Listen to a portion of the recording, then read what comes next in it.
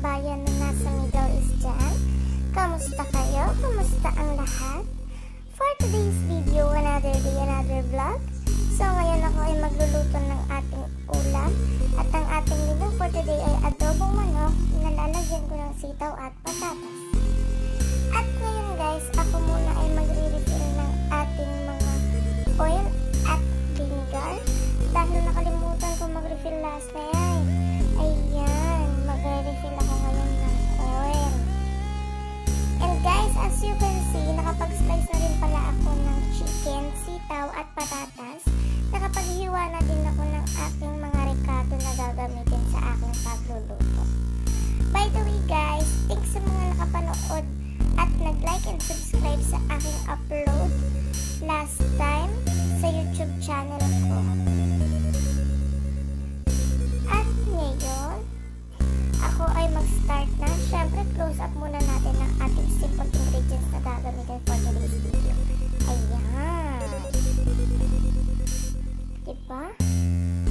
At bubuksan ko na ngayon ang aking kalan at ako ay maglalagay ng mantika. Sa adobo guys, gusto ko medyo oily. Kaya medyo dinamihan ko yung aking oil dyan.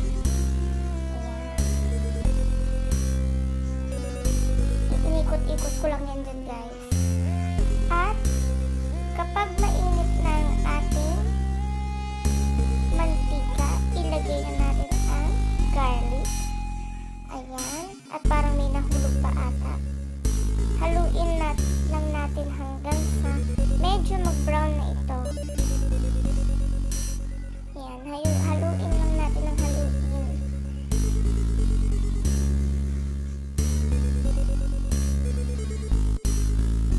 At ngayon, isusunod na natin ang sibuyas. Ayan.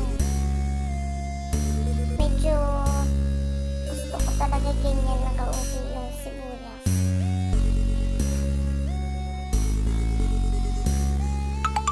Mix lang natin together guys kasama ang sibuyas at bawang.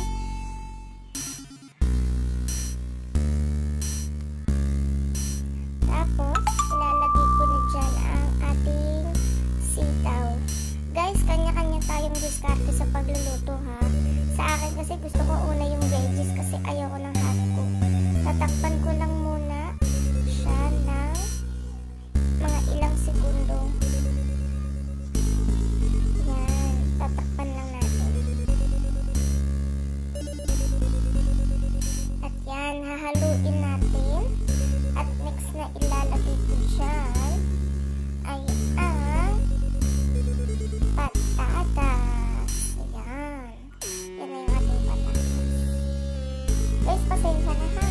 Maaga kasi talaga akong gumigising pero ngayon talagang tinanghali. Tsaka natin ilalagay ang ating manok. Haluin natin para mag-mix ang manok, sitaw at patatas. Guys, naglalagay din ako ng onting patis dito.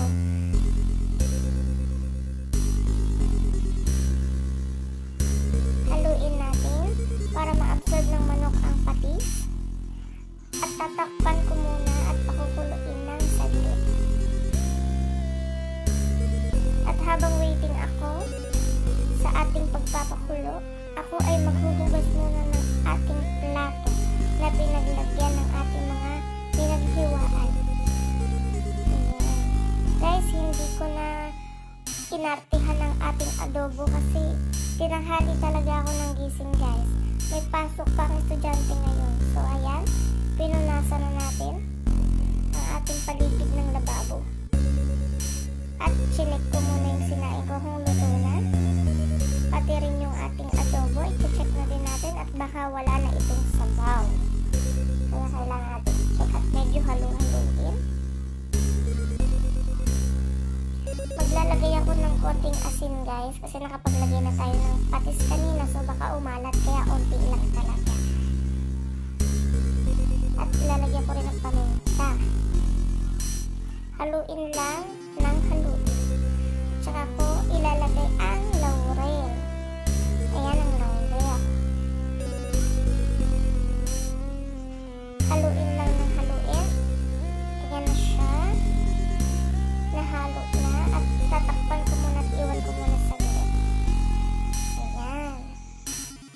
maglalagay na ako ng toyo dito guys. At saka suka. Hinalo ko lang siya at pagkatapos nilagyan ko ng kaunting tubig. Kaunti lang guys. Ayan. Ayan, tatakpan ko lang muna siya hanggang sa medyo tumuyo ang suka. At guys, ito nga pala ang aking alaga. May mga isda ako dito.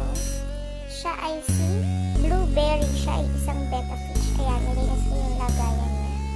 Ayan, at ayaw niya pang pumasok sa lagayan niya. Ayan, okay na. Ayan na siya guys. Apakaganda niya guys.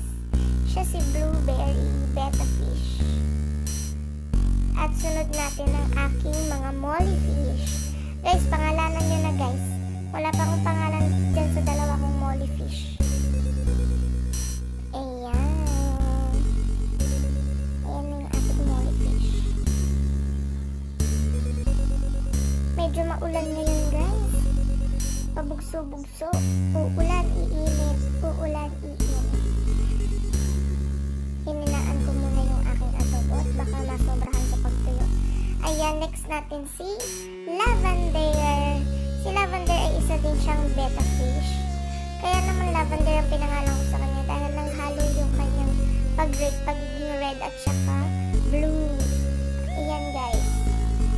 Para siyang lavender. So, by the way, balik na tayo sa ating pagluluto. Ayan na siya guys. Haluin ko muna at chinig ko muna baka sobrang tuyong-tuyong-tuyo na yung ating sabaw dyan at wala nang maisa-isa. At aking titikman. Ayan, tinikman natin. At kapag medyo maalat dyan guys, mag-add lang kayo ng konting sugar. Kasi ako hindi ako masyadong mahilig sa maalat. So ayan, nag-add ako ng sugar. Tapos, magic sarap. Para sa ating mahika ng bawat pagluluto. Magic. Ayan. Tapos, imimix na natin siya. Haluin lang ng haluin. Ayan. Pag nag-well blended na, mix lang natin guys. Onting kulo na lang yan kasi asukal lang naman yung pinatunaw natin. So, ayan. So guys, paluto na siya at this moment.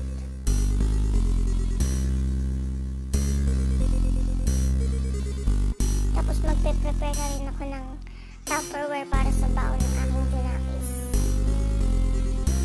Kasi nagbabaon siya guys ng kanin everyday. Ayaw niya magbaon ng iba. Gusto niya kanin and ulam lang. Ayan na, luto na ang ating adobo. Ayan guys, magpe-prepare na ako dito and mag-aasikaso na rin ako guys. See you next video. Thank you sa ating mga followers and sa mga nag-subscribe sa aking YouTube channel. Sana guys, nag-enjoy kayo. Thank you. Kakain na din muna ako at maghahatid pa tayo sa ating estudyante mamaya pagkakain. Thank you guys. See you next video. Bye!